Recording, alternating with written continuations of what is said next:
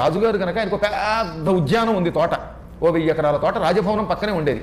ఆ తోటలో నందివర్ధనాలు, మందారాలు, పారిజాతాలు ఇలాంటి పుష్పాలు బాగా పూయించేవాడు. ఈ చెట్లన్నీ వేసి పనివాడని పెట్టి నీళ్లు పోయించి మంచి తోట పెంచేవాడు. అందులో శివుడికి మందారం అంటే బాగా ఇష్టం కదా. మందార పుష్ప బందార ముఖ్య బహుపుష్ప సుపూజితాయ తస్మై మకారాయ నమ శివాయ. శివపంచాక్షర స్తోత్రంలో అందులో మందారం వంటి పువ్వులు అంటే ఆయనకి చాలా ఇష్టం అని చెప్పారు. అందులో ఎప్పుడు ముందు గంగాజలం శివుడి లింగం మీద పోసి ఆ తర్వాత ఆ లింగాన్ని తుడిచి పైన మందార పుష్పం మొదలుకొని ఇంకే పువ్వైనా పెట్టచ్చు. ముందు మందారం పెడితే ఆయన వాళ్ళ కోరికలు తక్షణం తీరుస్తట. మందారం అంటే కోరిన కోరికలు తీర్చే కామరాజ పుష్పము అని దానికి పేరు. శివుడి నెత్తి మీద మందార పుష్పం పెట్టామంటే ఇంకా కోరికలు తీరుతాయి తక్షణం. మనం ఏమనుకుంటే ఆ సంకల్పం నెరవేరుతుంది. నేను ఎన్నోసార్లు ప్రత్యక్షంగా చూశాను కూడా అనమాట. అందుకని శంకరాచార్యులు వారు లాంటి వాళ్ళు మహానుభావులు అద్భుతంగా రాశారు ఈ స్తోత్రం.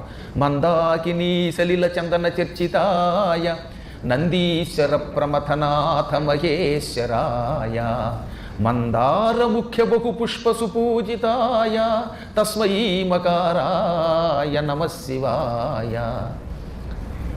అందువల్ల రాజుగారు ఈ రకాలైనటువంటి పూల చెట్లు నాటి